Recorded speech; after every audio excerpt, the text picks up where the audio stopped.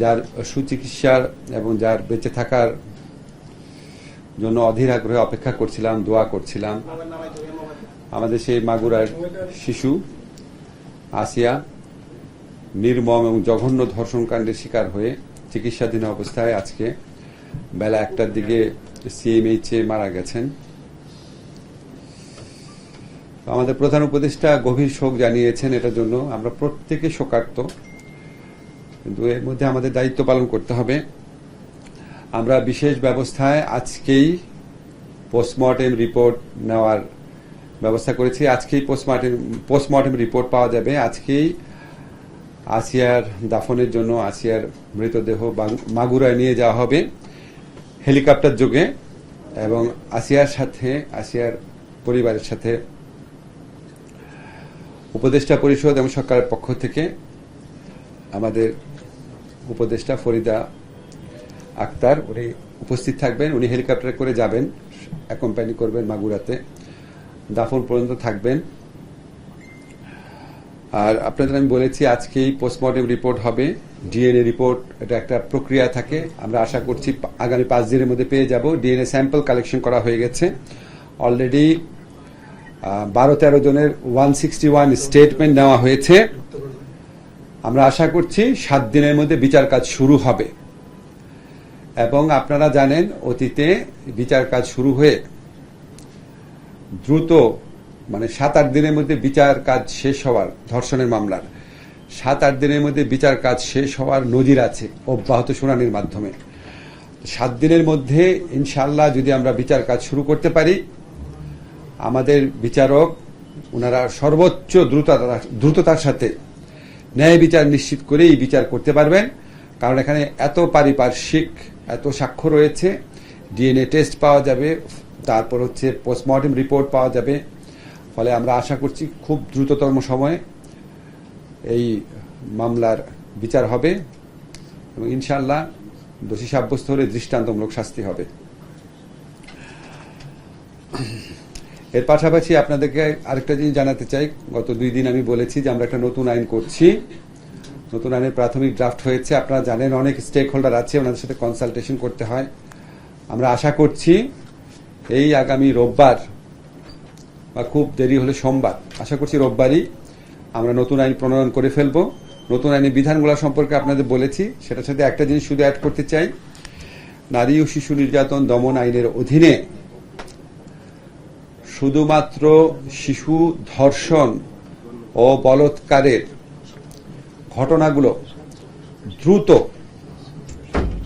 উপযুক্ত বিচার নিশ্চিত করার জন্য আমরা স্পেশাল ট্রাইব্যুনাল গঠন করতে যাচ্ছি।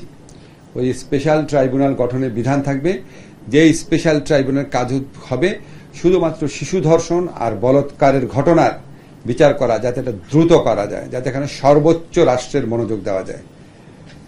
এটা ছাড়া আপনাদের একটা বলার কিছু নাই। ধর্ষণ ব্যক্তি পর্যায়ের একটা অপরাধ ঘটনা, কিন্তু এটা নিয়ে রাষ্ট্রের দায়িত্ব আছে। আমি আপনাদেরকে নিশ্চিত করতে চাই যে এখানে আমাদের বিন্দু মাত্র অবহেলা নাই। আপনারা দেখেছেন সাথে সাথে অপরাধীদেরকে গ্রেফতার করা হয়েছে, পরের দিন ডিএনএ স্যাম্পল গ্রহণ করা হয়েছে। আজকে আমাদের এই মর্মান্তিক খবর পাওয়ার পর ডাক্তাররা সময় বাঁচানোর জন্য নিজেরা সিএমএইচে গিয়ে দ্রুততম সময়ে পোস্টমর্টেম করার সিদ্ধান্ত নিয়েছেন। আমরা আমাদের দায়িত্ব পালন করব। এই ধরনের জঘন্য ঘটনা ঘটে গেলে মানুষের মন দুঃখ বেদনায় ভরে ওঠে। আমরাও মানুষ, আমাদের মন দুঃখ বেদনায় ভরে আছে। আমাদের কর্তব্য কর্মে কোনো রকম অবহেলা হবে না। কিন্তু আপনাদের কাছে অনুরোধ, এই ইস্যুকে কেন্দ্র করে যারা দেশে নৈরাজ্য সৃষ্টি করতে চায়, আপনারা তাদের দিকে লক্ষ্য রাখবেন। আমরা এই ইস্যুকে কেন্দ্র করে কোনো নৈরাজ্যকে আমরা বরদাস্ত করব না। আমাদের যদি কোনো ভুল ত্রুটি থাকে স্পেসিফিক্যালি বলবেন, অবশ্যই আমরা সেই ভুল ত্রুটির রেসপন্ড করব, জবাবদিহিতা নিশ্চিত করব। কিন্তু আপনাদেরকে আমরা নিশ্চিত করতে চাই এখন পর্যন্ত অন্তত এই ক্ষেত্রে আমাদের কোনো ভুল নাই, এবং ইনশাআল্লাহ আমরা চেষ্টা করব ভবিষ্যতে ভুল হলে ভুল কারেক্ট করার জন্য। গতকাল আপনাদেরকে একটা এক্সাম্পল আমরা বলেছি যে একটা শিশু ধর্ষণ মামলাতে একজনের যাবজ্জীবন কারাদণ্ড হয়েছিল, তাকে যখন হাইকোর্ট জামিন দিয়েছে, আমরা সরকারের পক্ষ থেকে, আইন মন্ত্রণালয়ের পক্ষ থেকে অ্যাটর্নি জেনারেল অফিসের মাধ্যমে আপিলের ডিভিশনে আবেদন করেছিলাম, তার জামিনটাও বাতিল হয়েছে। আমরা এই ক্ষেত্রে জিরো টলারেন্স তো পুরনো কথা, আপনাদের শুধু একটা জিনিস জানিয়ে রাখি যে আমাদের এই উপদেষ্টা মণ্ডলীতে এমন মানুষ আছেন যারা দীর্ঘদিন নারী এবং শিশুদের অধিকার রক্ষার জন্য আন্দোলন করেছেন অথবা মানব অধিকারের জন্য আন্দোলন করেছেন। আপনারা যতটা বেদনার্ত হন, আমরা যদি উপদেষ্টা পরিষদে আমাদের যে আলোচনা হয়, তখন যদি আপনারা আমাদের বেদনা, কষ্ট, আমাদের ধর্ষকের প্রতি, ধর্ষণ কাজের প্রতি আমাদের তীব্র ঘৃণা ও রাগ, সেটা যদি আমি আপনাদের দেখাতে পারতাম, বুঝতে পারতেন যে আপনাদের সবার মতো আমরাও একইভাবে সংক্ষুব্ধ, একইভাবে মর্মাহত। এবং পার্থক্য হচ্ছে আমাদের যেহেতু ব্যবস্থা নেওয়ার স্কোপ রয়েছে, আমরা অবশ্যই সকল রকম ব্যবস্থা নিচ্ছি। এর বাইরেও যদি আপনাদের সাজেশন থাকে, যে কোনো সময় আমাদের সাথে, কালকে আমাদের মেয়েদের একটা দল এসে আলোচনা করেছে, এর বাইরেও যদি আপনাদের মনে হয় যে আরো কোনো প্রস্তাব আছে, আপনারা আমাদেরকে জানাবেন, সুনির্দিষ্ট প্রস্তাব জানাবেন। কিন্তু এই ব্যাপারকে কেন্দ্র করে দেশে যারা অন্য নাগরিকদের জন্য ভোগান্তি সৃষ্টি করছে, যারা অস্থিতিশীল পরিবেশ তৈরি করতে চায়, তাদের দিকেও আপনারা নজর রাখবেন। আমরা সবাই আসিয়ার জন্য দোয়া করব, আমরা সবাই এই বিচারের জন্য অপেক্ষা করব। ধন্যবাদ।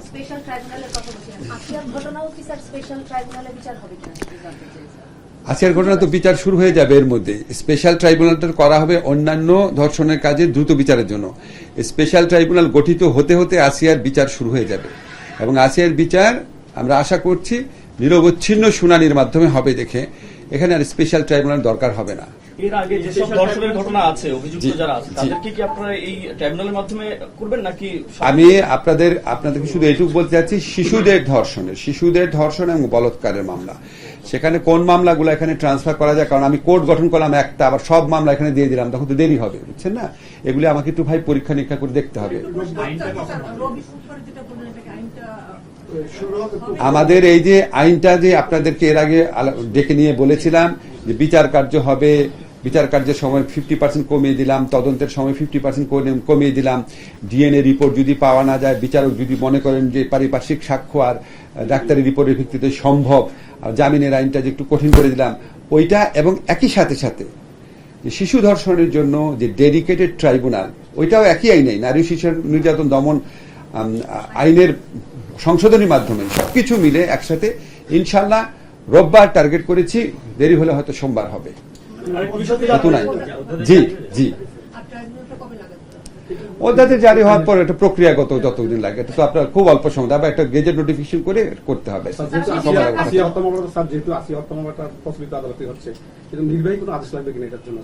না, নির্বাহী আদেশ লাগবে না। আমরা নির্বাহী আদেশ লাগবে না। ধরেন যারা আপনার পুলিশ আছে, যারা বিচারক আছে, সবাই তো মানুষ, সবাই তো সেন্সিটিভ, বুঝছেন না? সবাই তার সর্বোচ্চ মনোযোগ দিয়ে এটা দ্রুত বিচারের চেষ্টা করছে। আমরা পুলিশের মধ্যে দেখেছি ওনারা অস্থির হয়ে গেছে যে তাড়াতাড়ি পোস্টমর্টেম করো, তাড়াতাড়ি ডিএনএ করো, তাড়াতাড়ি 161 স্টেটমেন্ট যা আছে নিয়ে নাও। এই আর্জেন্সিটা, আসিয়ার প্রতি এই ভালোবাসা, মায়াটা সবার মধ্যেই তো আছে। কাজে সবাই সর্বোচ্চ দায়িত্ববোধ থেকে কাজ করবে দেখে আমরা আশা করতে পারি দ্রুত ইনশাআল্লাহ হয়ে যাবে। মানে এই ধরনের খুব লোমহর্ষক বলি বলি আমরা এই ধরনের ঘটনা এর আগেও ঘটছে এবং হাতিয়াতে একটা ভাই আপনি প্লিজ আজকে অন্য কিছু প্রসঙ্গ তুলেন না, আমাদের সবার মন খারাপ, অনেক কাজ আছে, আমরা সবাই মিলে এটার দিকে লক্ষ্য রাখি। শোনেন, সব বিচার রাষ্ট্র করতে পারে না, কিন্তু কিছু কিছু দৃষ্টান্ত স্থাপন করতে হয়। এখানে যে বর্বরতা, যে নির্মমতা, যে পাশবিকতা হয়েছে, এটা শুধু আসিয়ার বিচার না, এটা হচ্ছে আসিয়ার মতো পোটেনশিয়াল যারা ভিকটিম হবে, যারা অতীতে ভিকটিম হয়েছে, তাদের সবার জন্য এটা একটা রক্ষা কবচ হিসেবে কাজ করে। একটা সমাজে একটা মেসেজ দিতে হয় মাঝে মাঝে যে রাষ্ট্র এগুলি জিনিস কোনোভাবেই ক্ষমা করবে না। এগুলি শুধু আসিয়ার বিরুদ্ধে অপরাধ না, এটা হচ্ছে আমাদের সমস্ত কালেকটিভ যে মনোজগৎ আছে, আমাদের যে কালেকটিভ মানে কালচার আছে, আমাদের যে একটা আত্মমর্যাদা বোধ আছে, এটার প্রতি অপরাধ এবং এটার দৃষ্টান্তমূলক শাস্তি হবে ইনশাআল্লাহ। বিচার শুরুর আশা করছেন এবং পরবর্তী 7 দিনের মধ্যে বিচার শুরুর আশা করছি এবং আপনাকে বলেছি বিচার কাজ কতদিন সেসব একটা বলতে পারি না, তখন তো আপনারা বলবেন আমি বিচার স্বাধীনতা হস্তক্ষেপ করছি। আমি বলেছি অতীতে নজির আছে, 7-8 দিনের মধ্যে বিচার কাজ শুরু হওয়ার 7-8 দিনের মধ্যে রায় হয়েছে, অতীতে এরকম নজির আছে, ফলে আমরা আশাবাদী হওয়ার কারণ আছে আমাদের। ভালো।